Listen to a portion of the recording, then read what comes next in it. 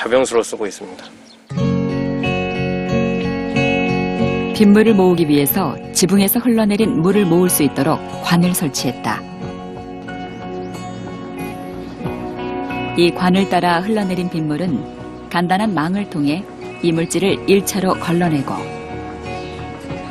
저장 탱크로 가기 전에 필터로 걸러 펌프 시설을 통해 공급된다.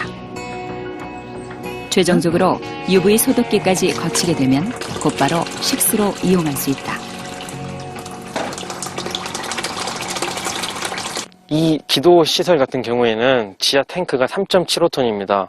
그리고 집수 면적이 100제곱미터 정도 되는데 비가 100mm 왔을 때 10톤의 빗물이 모이는 경우입니다. 하루에 사람들이 하루 1인당 2리터 정도 음용수를 마시는데 그럼 3.75톤이면 1년 내내 충분히 마시고도 남는 양입니다. 그래서 수자원으로서 충분히 활용 가능한 경우입니다. 기도의 전 가구에는 모두 빗물 이용 시설이 설치됐다.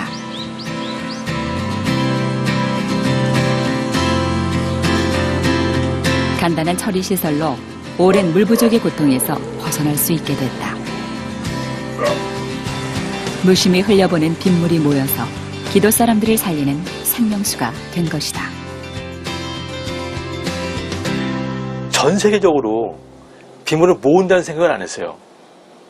제주도처럼 빗물을 모으자는 이런 걸 모르고 다 물은 강에서 갖고 오는 것 또는 땅에서 퍼쓰는 것이라고 생각을 했는데 모든 정치가 기술자 다 그런 식으로 생각을 했습니다. 그러니까 빗물은 다 버리고 근처에 있는 걸 쓰자라고 했는데 생각을 바꾼 거죠. 빗물을 받아서 씀으로써 작업을 할 수가 있다는 것. 그러니까 빗물을 버리지 말고 빗물을 모으자는 생각을 여기서 시작을 해서 빗물로 모든 사람이 작업할 수 있다는 걸 보여준다면은 이 섬에서 작업이 가능하면 이 섬에서 가능하고 이 산골 마을에도 작업이 가능하다고 그러면은 하늘이 주신 선물 제대로 쓰는 거거든요. 그런데 빗물을 정말 먹어도 될까? 소중한 자원이 될 수 있는 빗물. 하지만 산성비라는 선입견 때문에 빗물에 대한 오해가 크다. 빗물이 음용수로 적합한지 알아보기 위해 산성도를 비교 측정해보기로 했다. 먼저 콜라의 산성도를 알아보았다. 콜라는 pH 2에서 3 정도 산성도가 확인됐다. 다음은 오렌지 주스. 콜라와 비슷한 산성도가 측정됐다. 이온 음료의 산성도는 어느 정도일까? 주스나 콜라보다는 낮은 정도. 수돗물은 중성에 가까운 pH 6에서 7 정도로 측정됐다. 우리가 마시는 생수 역시 같은 수치. 끝으로 산성으로 오해하고 있는 빗물 역시 생수와 같은 중성으로 확인됐다.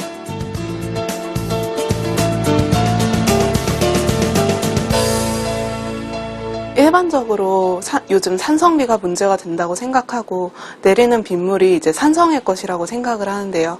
직접 측정해 본 결과 우리가 마시는 오렌지 주스나 콜라 이런 음료수들이 훨씬 산성이 강하고 또 식수로 많이 사용하고 있는 수돗물이나 생수 같은 경우와 pH가 별로 차이가 나지 않는 것을 알 수 있습니다.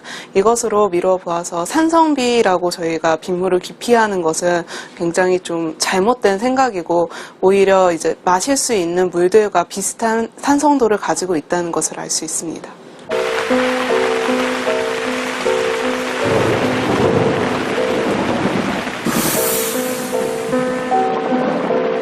자연이 만든 물의 순환. 그 시작이 되는 빗물.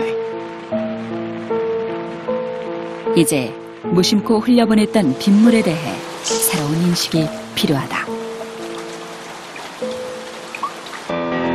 매년 일어나는 집중호우, 그리고 비를 제대로 관리하지 못해 일어나는 재해들이 반복되면서 사람들은 비를 재앙을 주는 것 혹은 빨리 흘려버려야 할 것으로 생각하는 경향이 있다. 비가 많이 오면 이제 재해를 많이 유발하기 때문에 대부분 국민들은 이 비에 대한 부정적인 인식을 많이 갖고 있습니다. 그렇지만 비가 내리지 않을 때 가뭄을 느낄 때는 비는 곧 생명이다라는 그 인식하고 있는데요. 이처럼 이 비라는 것은 어떤 부정적인 부분을 강조하는 것도 중요하지만 나아가서 이 비가 갖고 있는 경제적 가치를 이야기할 필요가 있습니다. 비가 내릴 때 산출할 수 있는 경제적 가치는 상당하다. 토양이나 나무에 물을 공급하고 대기의 건조도를 낮춰 산불을 예방하게 된다. 또한 땅에 떨어지기 전까지 대기질을 개선하고 가뭄 지역에 생활용수를 공급해주는 등 비의 가치는 무궁무진하다. 만약에 1년 동안 내린 비를 한 방울도 안 버리고 모아둔다면은 전국토를 이만큼 찰 수 있는, 전국토를 수영장처럼 만들 수 있는 그런 양의 물이 있습니다. 근데 문제는 여름에 집중되기 때문에 한꺼번에 다 버려지기 때문에 많을 때 너무 많고 저걸 없을 때는 없는데, 이걸 모아만 둔다면, 댐에서 모은 것처럼 조그만 댐을 많이 만들어 놓는다면은 그런 물 부족 문제는 전혀 문제가 없지 않을까 생각합니다. 문제는 우리나라의 강수량이 여름철에 집중되기 때문에 빗물 관리에 있어 어려움이 매우 크다는 점이다. 독일을 기준으로 유럽의 강수량을 살펴보면 연중 고르게 분포돼 있어 빗물 관리에 있어 우리보다 용이한 편이다.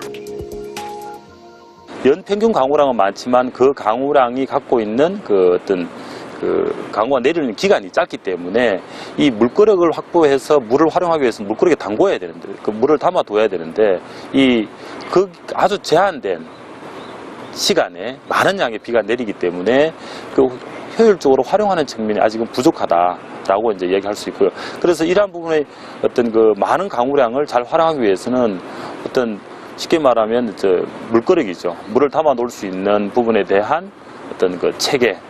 기습폭우는 이제 기상이변이 아닌 일상이 됐습니다.